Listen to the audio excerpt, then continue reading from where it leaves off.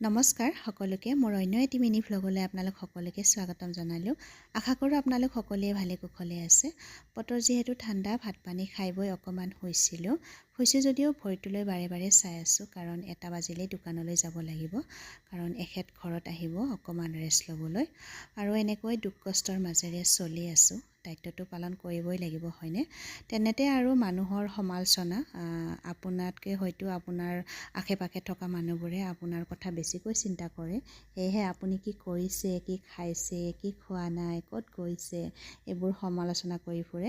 তেনেবোৰ সমালোচনা কৰি ফুৰা মানুহক মই এটাই কথা ক'ব বিচাৰোঁ যে আপোনালোকে আনৰ সমালোচনা কৰাতকৈ নিজক গুৰুত্ব দিয়ক, নিজৰ পৰিয়ালক গুৰুত্ব দিয়ক। দেখিব তেতিয়া আপোনালোকে আনৰ সমালোচনা কৰিবলৈ সময় নাপাব, আৰু তেতিয়া আপোনালোকেও শান্তিত থাকিব পাৰিব আৰু আনেও শান্তিত থাকিব পাৰিব, হয়নে? আৰু আজিৰ মিনি ভ্লগটো ইমানতে সমাপ্ত কৰিলোঁ। Bye bye.